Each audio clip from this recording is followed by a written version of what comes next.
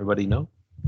I guess I'll pick up from where we left off last time. I guess just quickly, there'll be a few announcements. Sorry, I have to turn off something. Okay. All right. So I have had a few questions about getting the notebooks and other course material. So I'm going to try to get that to you this afternoon. I'm still dealing with making the exam, the 2 deferred exams for this term. But I'm going to prioritize getting you the instructions for installing the software and stuff you need to get to the notebooks for this afternoon. So you should get information about that on OnQ later today. Other than that, I guess I'll just pick up from the end of the previous lecture. So we're still in the previous set of lecture slides. And we were talking about int value. So when you do arithmetic with int, you end up with you always end up with an int value, right? So int arithmetic is closed in Java. It's closed in C as well, right? So if you have 2 ints and you do some sort of arithmetic operation, you get back an int.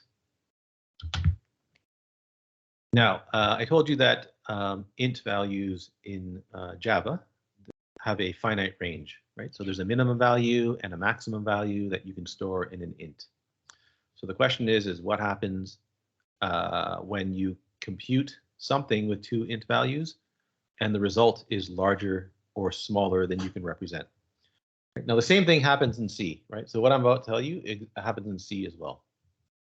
So for example, suppose I start out, now remember integer max value, that's the largest, that's the greatest int value that can be stored in an int. Whoa, how did I do that? Sorry. Okay, so if I start out at that value and I add 1 to it, right, what happens, right? Well, if this is the number line representing ints, right? So I have the smallest int value here. I've got the largest int value over here. If I start here and add 1, I want to go 1 position to the right. But there's nothing over here. So what ends up happening is you go all the way over to the other end. And you end up at integer min value. It's very bizarre. You start out at a large positive number, add 1 to it, and you end up at a large negative number. Right? But this is exactly what happens in C and Java. If I start out at x and add 2, so I start at the largest value, I want to move over 2 positions to the right.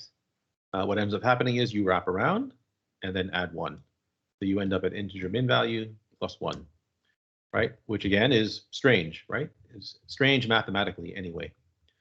Right? You start out again with a large maximum value, a large positive value, and you end up at a large negative value. Right? X plus 3, start out, oops, sorry. Start at the largest value, add 3, so I want to go 3 positions to the right. I can't do that, so I go around and then 2 more positions over, right? And you end up at integer min value plus 2. The exact same thing happens at the other end of the range, right? So if I start out over here and subtract 1, there's nothing here. So I wrap around and I end up at the largest positive value, right? Start out at a start out at a large negative value, end up at a large positive value when I subtract 1. Right? Subtracting 2 is the same thing, wrap around and then subtract 1. And subtracting 3, wrap around, subtract 2. Right. So this phenomenon is called overflow. And in Java and C, overflow results in wraparound. Right. I guess I should ask you, do you know this already? Hands up or down? Were you told this in your previous C courses? It looks like no. 3 told this. So, all right, it looks like you know this. Okay, that's good. Or at least some of you seem to know this. Does anybody need more explanation of this? If you want, like, stick your hand up quick if you want more explanation about this. Anybody? Super. Okay, so it looks like you don't. All right, so I can just skip this slide, right? If you want to see, if you do want a little bit more explanation with an explanation with a figure like this, you can just read the int notebook, and there's a similar example that describes this.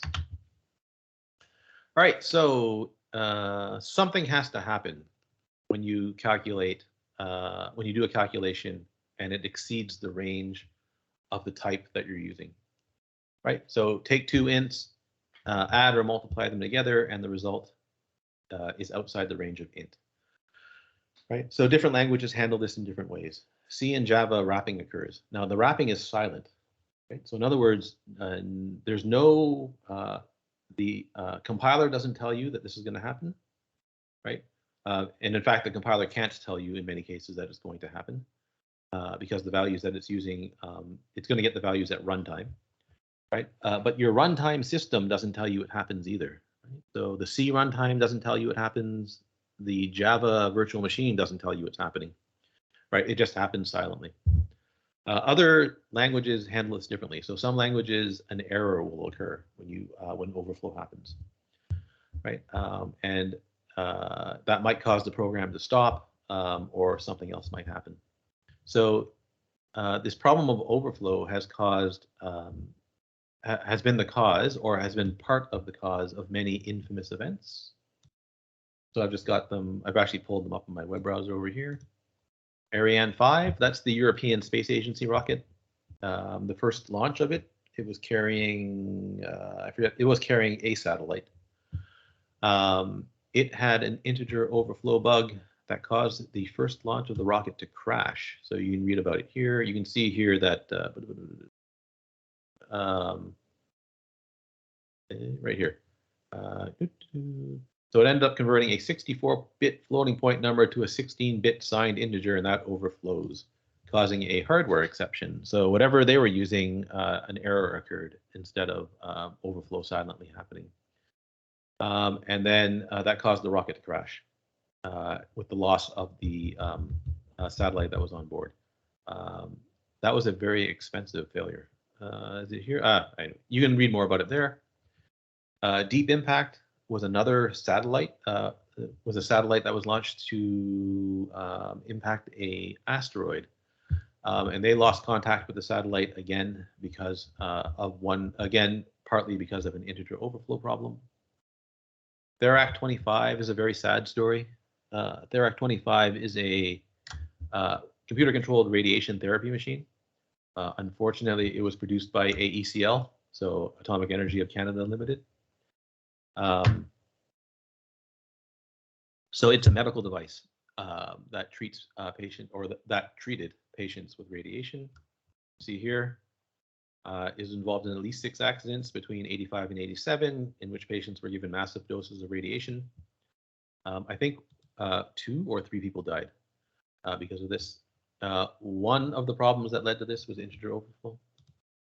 Your GPS, the GPS system, every 1,024 weeks, something funny happens. So the way that GPS keeps track of the week, that value overflows. And so something has to happen in the GPS system to make sure that your GPS readings are still accurate. Right? What happened to your software? Oh, so basically the software has to, software that uses the GPS system has to be written to anticipate the rollover. Year 2000, this is a very famous bug. This is a very famous problem that happened shortly before most of you were born. So it's, most of you probably aren't aware of this bug, unless you were told about this in some other class. So this bug happens because a lot of dates were stored using only, the year was stored using only 2 digits. Right, so the year 1995 was stored with the number 95. Now the problem is the year 2000, the year suddenly goes to 0, right? So it goes from 99 to 0. And depending on the computing system, it may look like 99 years have disappeared. Right, so some of the people who are really concerned about this were the banking people, because if you're doing some sort of interest calculation and now suddenly your number of years is off by 99, that can lead to very large monetary errors. Right, lots of people were scared about this, right? Air travel, right? Suddenly, you know, you're flying at midnight of the year 1999, and then suddenly it looks like the year 00. So a huge amount of effort was spent retrofitting computing systems to deal with this problem. And a similar problem is going to happen in the year 2038. So that deals with the way that Unix or Linux systems keep track of time. Right, so they use a signed 32-bit integer. and it keeps track of the number of seconds since January 1, 1970. So the problem is the number of seconds is going to exceed that value, the value that can be stored in this integer in the year 2038.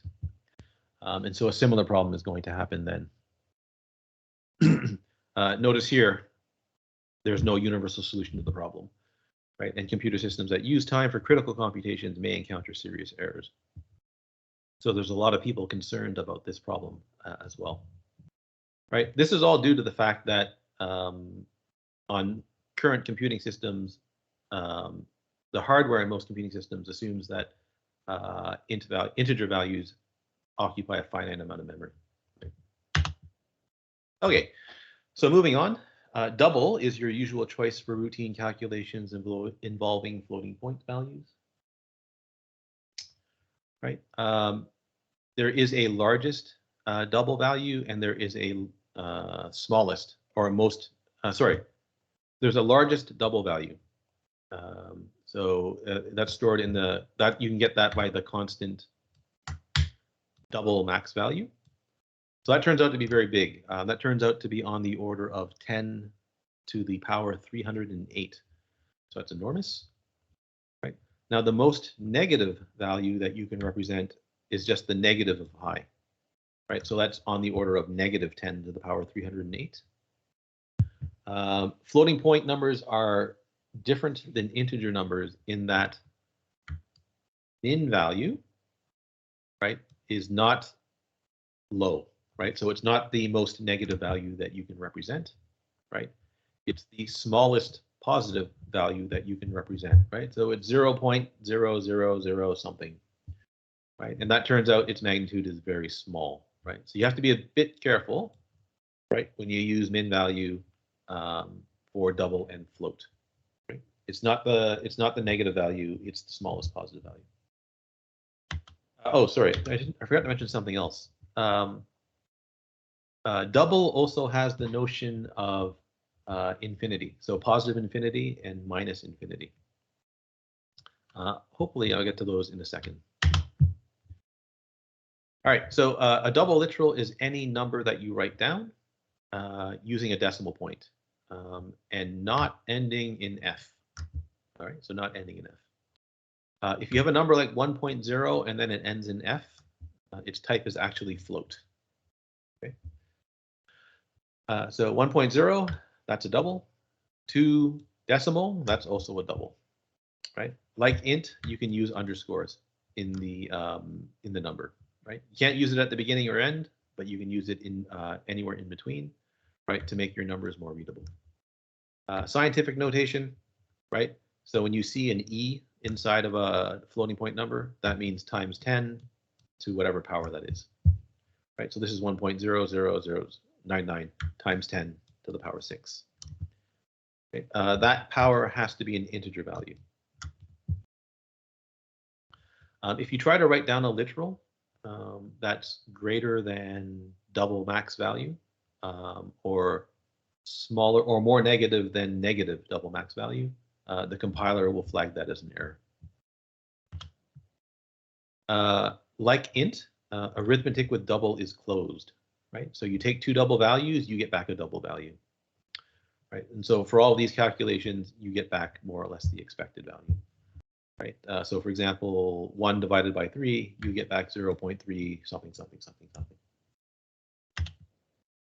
Okay, now unlike the integer types, the floating point computations do not wrap when the values exceed the range of double.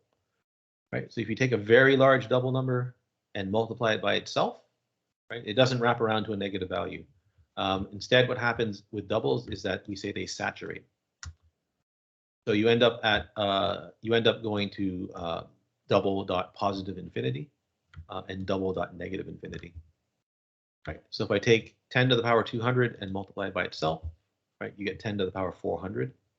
Right, but that's larger than double dot max value, so you end up with double dot positive infinity.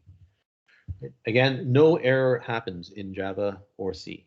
Right, so there's nothing to indicate to the programmer or the user that saturation has happened. You can saturate at the negative end to get negative infinity, right? So negative 10 to the 200 times 10 to the 200 is negative 10 to the 400, right? That's larger than negative double max value. So you end up at double dot negative infinity. Read the double notebook. You'll find out about all the weirdness that happens when you try to do calculations with infinity. There's another value that you have to worry about with floating point numbers, and that's not a number, so NaN. Arithmetic that involves nan is also bizarre. So again, if you read the double notebook, you'll find all of the gory details about what happens when you end up with not a number. Right? You end up with not a number when you take when you do something like 1 divided by 0. That produces not a number. All right, user-defined functions. So I'm sure most of you have written a function in C, right? You know what a function is. It's just a procedure that you can reuse, right? So you can call the function to perform some sort of specific task, right? Hopefully you were taught how to partition a C program into header files and source code files. If not, you should let me know and I can go over that. Hopefully you know how to do that. Right, so here I've got a header file. So that's max2.h. Right, I've got the declaration of a C function called max2. It's going to find the max of A and B and return the maximum of those two values, right? The larger of those two values. Somewhere else, right, in max2.c, I have the actual definition of the function. Right, now, this is a very weird definition. So don't be concerned if you find this strange. I think there's a header missing for absolute. Anyway, it's fine. So I'm going to calculate this in a very bizarre way, and there's a reason for this that you'll see later on. Not today, but you'll see it later on. It'll come back again. So I'm going to compute the max value by adding A and B, and then adding the absolute value of A minus B, which seems bizarre. Right? It does seem bizarre, but it does in fact produce the absolute value. Wait, is that right? Hold on, sorry, just a second here. All right. Hopefully I got that right. I think I got that right. A plus B plus the absolute value of A minus B. Something to me does not look right there. I think that's minus the absolute value.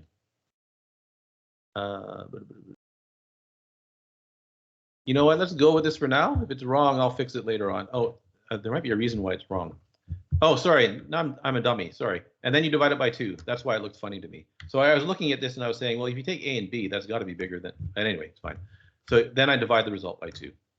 All right. Looks strange. You would never do this in real life, but but trust me, there is a reason that I'm doing this. Okay.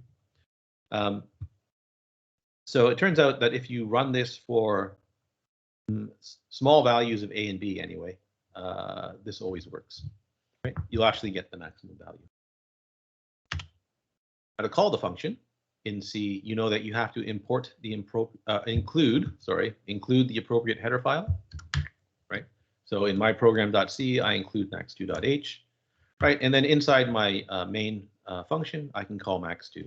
Right? So you call max2, 5,3, store the result in an int. Right? And then do something with x there. Right?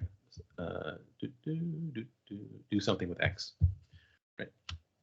All right. Now Java has no functions. Right. Well, it doesn't have anything called a function. Instead, Java's got things called methods. Right. So there are no functions in Java. What looks like a function in Java, Java calls a method. Right.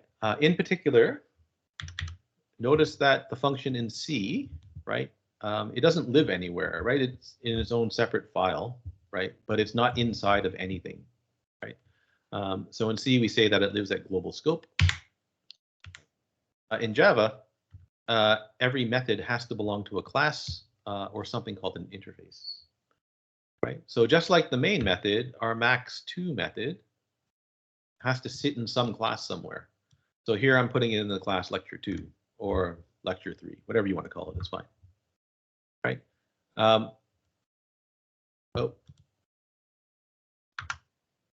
silly error. I'll update the slides after the lecture to fix all the errors, to give you the fixed version, sorry. Okay, so now this part here, right? Int max2, int a, int b, that looks exactly like C, right? The stuff inside the method looks exactly like C. What's a little bit different is this public static that's hanging out front. Okay, so the public static means something very particular in Java. And I'll get to that in a moment. All right. So to call the max2 method, right, you can call the max2 method from a different class. Right. So remember, every class can, every Java program has a main method. So here I'm going to create another class and put a main method in that other class. Right. So I've got a class called testLecture2. You can call it whatever you want. Right. You can even put the main method in this class if you want to. Right. So that works fine. Right. So this is for illustration purposes. I'm making a separate class. I want to call the max2 method that I just wrote. Right. Now remember, in C, you include the header that declares the method. In Java, you import the class that defines the method. Right. So here I import lecture2 because lecture2 is the class that defines the method. Right. So import lecture2, and now inside my main method, I can call max2. Right. But to call max2, I have to use the name of the class in front of max2, right? And that's because max2 lives inside the class lecture2, right? So to tell Java where this method is, I need to tell it that it's inside the lecture2 class, right? So that's what lecture2 dot means, right? It means call max2 defined in lecture2, right? If I had a different class, so suppose I had another class called, I don't know, XYZ, and it also had a max2 method, right? I can use the same max2. I can use that max2 method in this class as well, right? I would call it as xyz.max2, right? So you can have two max2 methods inside the same program. Right? You cannot do that in C, right? So inside C, inside of a single compilation unit, all of the function calls have to have different names, right? So there's no way to do call two different functions with the same name from within the same compilation unit in C, right? Here you can distinguish two different methods by putting two methods with the same name by putting them in a different class, right? So import the class, call the method using the class name. Okay, so that's the end of the previous set of lecture slides. Now, the next set of lecture slides here.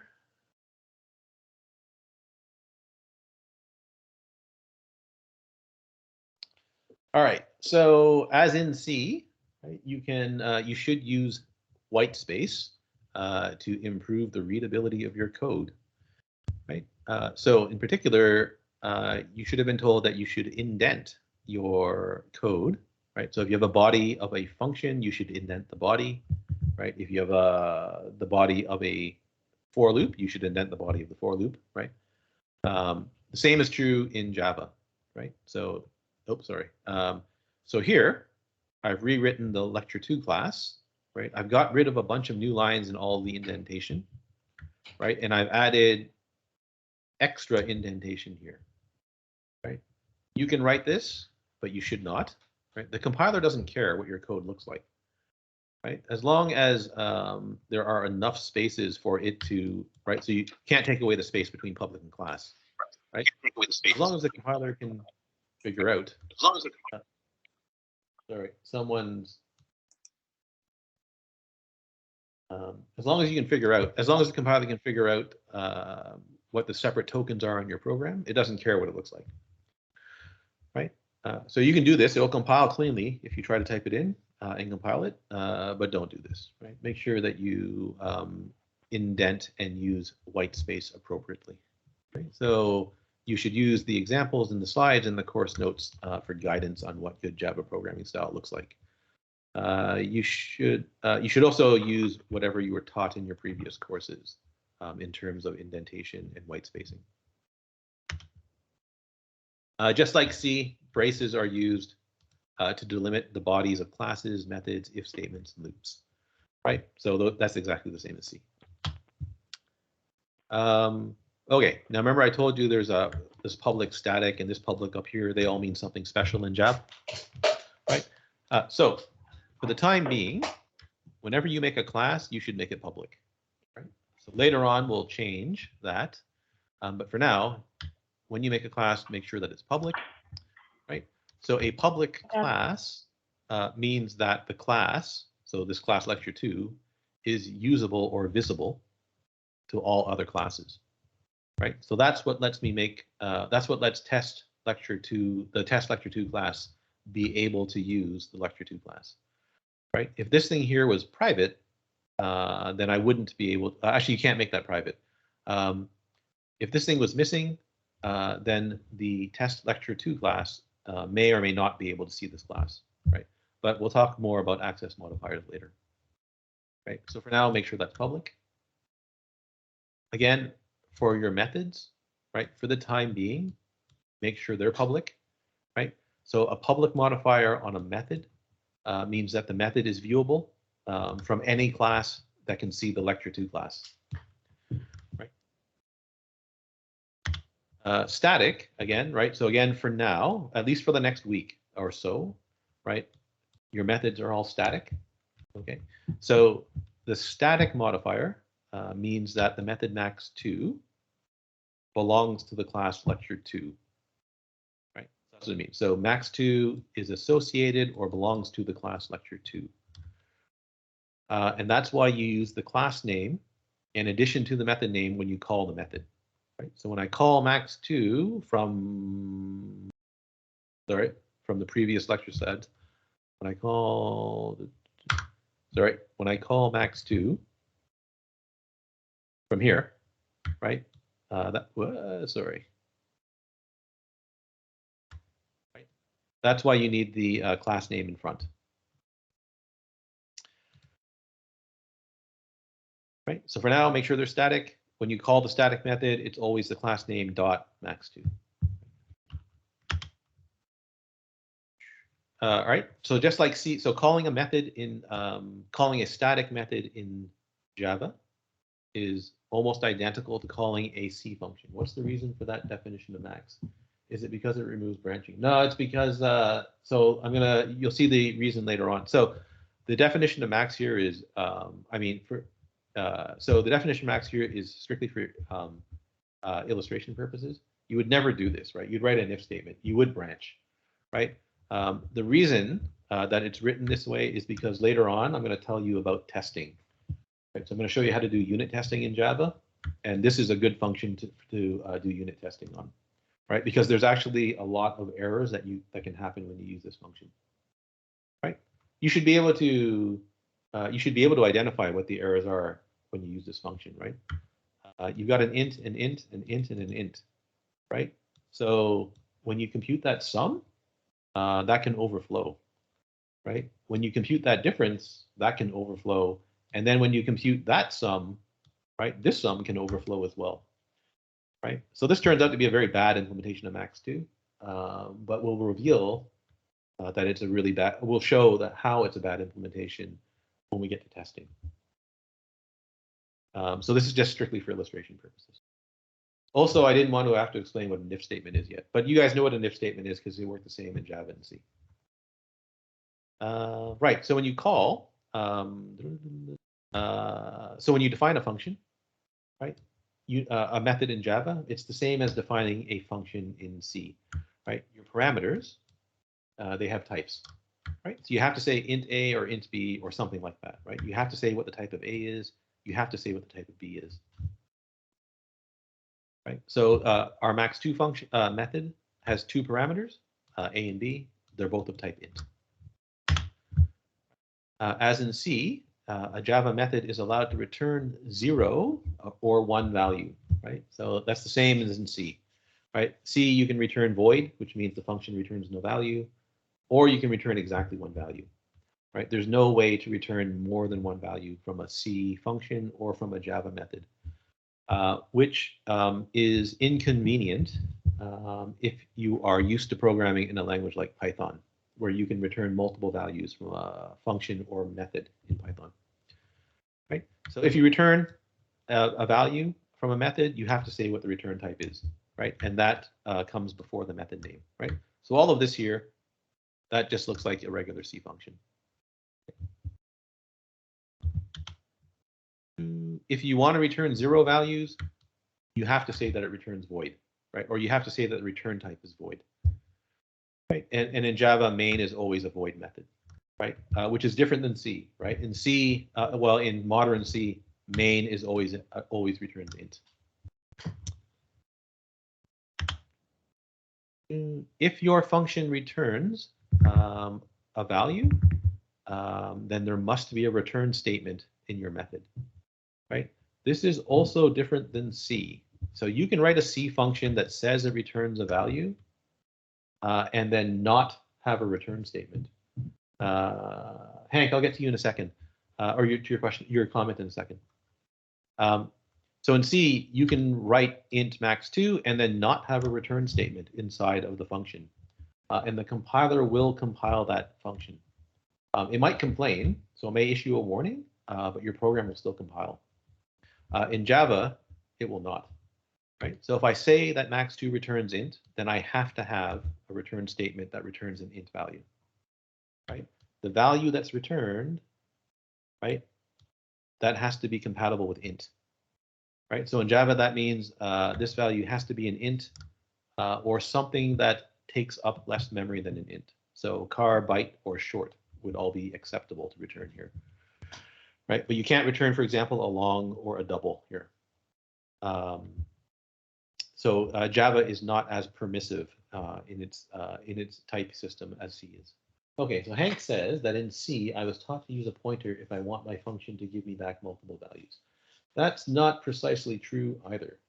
So in C, if you want to return multiple values, you have to return a struct or a union, right? So you can make a struct, and inside the struct you can have multiple members, and then you can assign each member of the struct and return a struct, right? So you don't have to return a pointer to a struct either. You can return a struct value, but normally a C programmer would return a pointer to a struct or a union. So that's how you would do it in C. In Java, if you want to return multiple values, you have to create a separate class. Inside that class, you have to define some variables that will hold the return values. But that's not going to be for a couple of weeks yet in this course. So if you, as a C programmer, you can think of a class as being a generalization of a struct, right? So that's not a bad way to do it. So if you want to return a struct from a function, then the analogous thing in Java would be return a reference to an object. Okay, in Java, if you have a void method, you are not allowed to have a return statement inside the method, right? Because void here means that the method returns no value. Right? So you're not allowed to return some value. You are, however, allowed to have an empty return statement, right? It's useless here in this example, right? So there's no point to putting it here, but this is legal. Sometimes this is useful. So for example, if you need to exit the method early, so for example, if you detect some sort of error condition and you want to return from the method, you're allowed to have an empty return statement. If statements work exactly the same in C and Java, so I don't think I have to tell you about this, right? If I want to compute the max of 3 values, right? So the max of A, B, and C is either one of A, B, or C, right? You can write it like this, right? So if A is greater than or equal to B and A is greater than or equal to C, then A is my maximum value, right? I return that. B, else if, right? So if this isn't true, right? Else if B is greater than or equal to A and B is greater than or equal to C, I can return B. Oh, sorry, the result is B. Else, right? The largest value must be C, right? And then I can return the result down here. So this is exactly what you would write in C as well, or what you could write in C. Now you can remove that else clause, in this example, the else clause is not necessary because I can assume that the answer is C to begin with. I'll assume the maximum value is C, and then I'll check, is it actually A? And if it is, I'll set the answer to A. Else, I'll check if it's equal to B, right? And if so, I'll set the answer to B, and then I can just return the result. Conditions, you know all this. I don't know why this is here. So the conditions, right? You know that the conditions for an if statement, they have to be in parentheses, right? Scoping, you should know this too, right? So you should know that the scope of a parameter, or the scope of a variable is the region of code where the variable name is usable, right? So if you have a method that's got parameters, then the names A, B, and C, they're all usable inside the body of the method, right? They're not usable outside the body of the method, right? There are no global variables in Java, right? So there's no way to define a global variable somewhere outside of the class that max3 is in that you can also use in Java, right? Everything belongs inside of the class.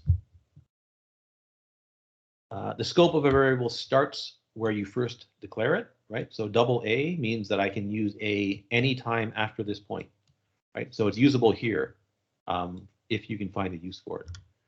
And then it's usable here. Scope starts where the variable is declared, goes to the end, right? So the scope of a variable is, oh, this is the same thing. So here I declare a variable called result. So the result is usable anytime from this point to the end of the method. Now, if I declare a variable inside of braces, right? Scope of the variable is the block that it's declared in, right? So braces define blocks in C and in Java, right? So if I say double result equals A, then that's a problem because the result, result is only usable inside here, right? Inside that brace and this brace. Right? If I say double result B, right? Now result is only usable here, right? So now it's only usable here and it doesn't exist anywhere else. So if I try to return result here, this is an error, right? In both C and Java, right? Because result has not been declared yet, right? You are allowed to have more than one return statement in a function, in a C function, or in a main, or in a Java method, right? So you can have multiple return statements, like here. So if A is the largest value, I can return A immediately, right? If B is the largest value, I can return B immediately, right? Otherwise, I can just return C, right? But what you're not allowed to do is you're not allowed to put code immediately after the return statement, right? So I can't put any code here. If you do, the Java compiler will complain and not compile your code. I don't actually know what most C compilers will do. I don't know if they complain and refuse to compile or not. Similarly here, right? I cannot have any code immediately after this return statement, and I cannot have any code immediately after that return statement. A method that returns a value must always return a value, okay? Which is different than C, right? Most C compilers, if you forget to return a value, it will still compile, but it will compile with a warning. All right, so the problem you have to deal, one of the issues that the new programmers have to deal with is that the compiler does not attempt any sort of logical deduction, right? So by that, I mean it doesn't attempt to perform any math on your code, right? Or any sort of logic. So here, right, if this is true, I know that A is the maximum value, so I return A, right? If this is true, then I know I can return B, right? If neither of these are true, right, then logically I can return, I know the maximum value is C, right? If you write this though, the way I've written it here, right, the Java compiler will complain, right? So here it sees an if statement, right? And there's a return statement inside that if clause, right? It then sees an else if, and there's a return statement here. And then it sees an else if, and there's a return statement here, right? The compiler will complain. It'll say, hey, there's no return statement down here, right? And that's because it does not infer that one of these three conditions must mathematically be true, right? All it sees is, else if. And the compiler thinks that one of these might be true, but it could be the case that none of them are true, right? So it expects a return statement down here as well.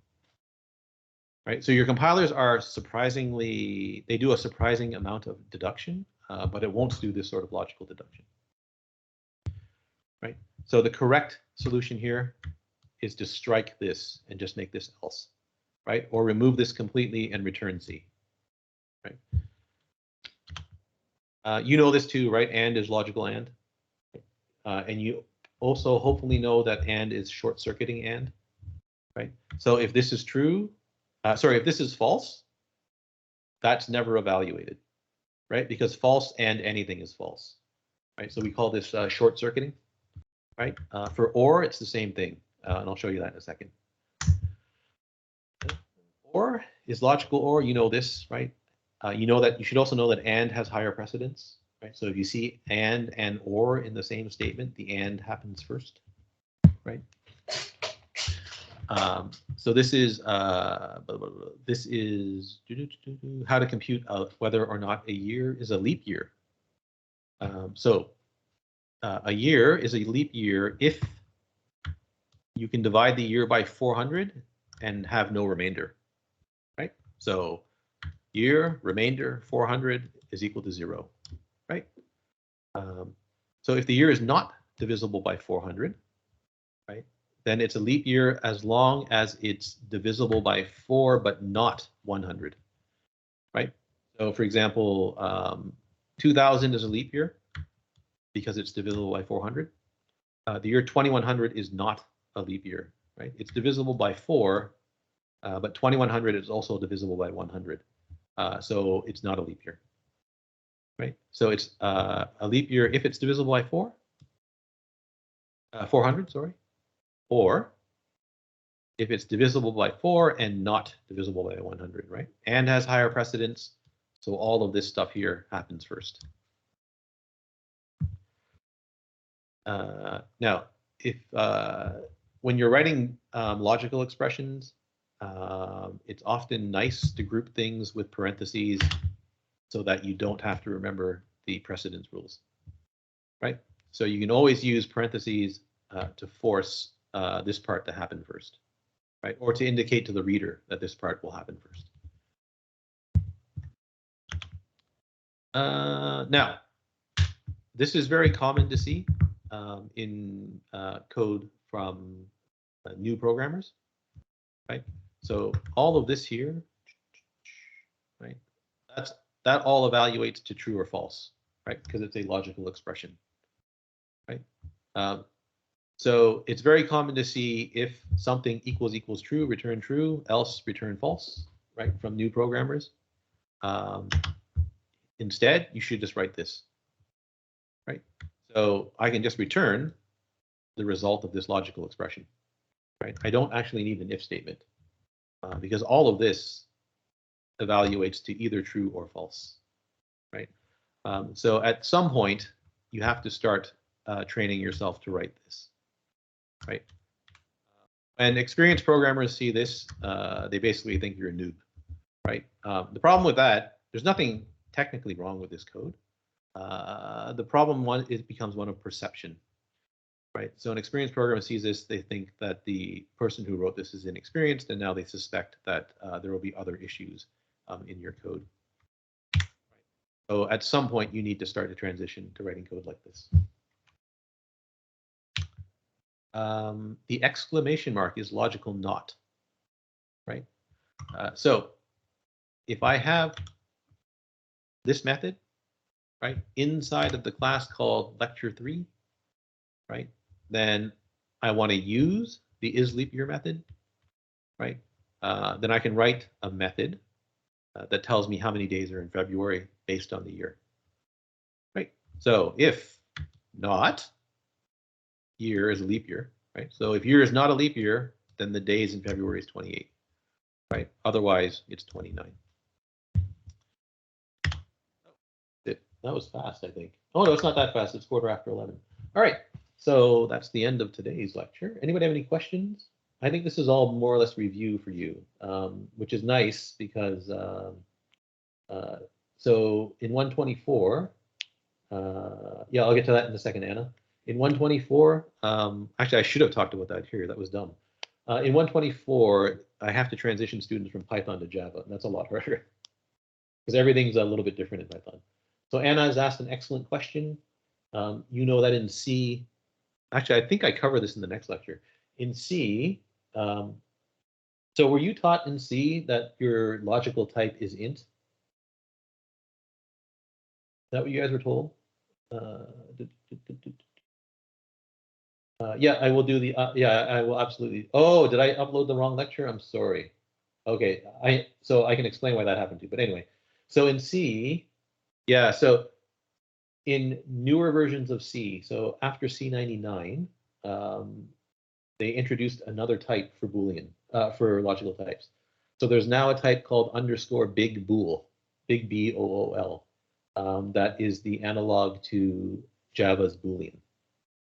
But yeah, it was the case that in earlier versions of C, logical values always evaluated to 0 or non-zero. It's not the sorry, statements like this in C evaluate to 0 or 1. So 0 for false, 1 for true.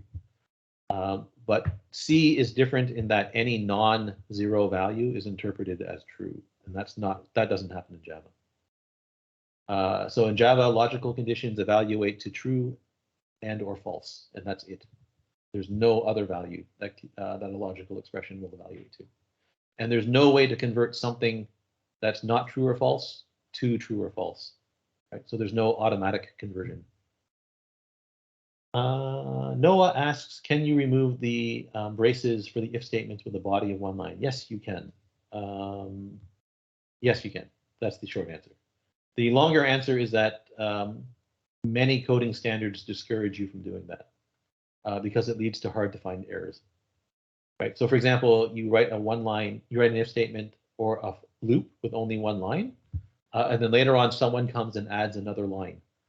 Suddenly that breaks. Right. They add another line, they forget to add the braces, and suddenly that breaks. So you're generally discouraged from doing that, but you are allowed. Lily, Lee, I will post the correct version. So what happened was I overwrote the version of this lecture with the Python version. And so I guess when I uploaded it, I did not upload the fixed version. Any other questions? Great. You probably have to get off to another class. So I will end it there and pick up the next lecture on Monday, I think. Monday, yeah. Okay, thanks for coming out, everybody. See you next week.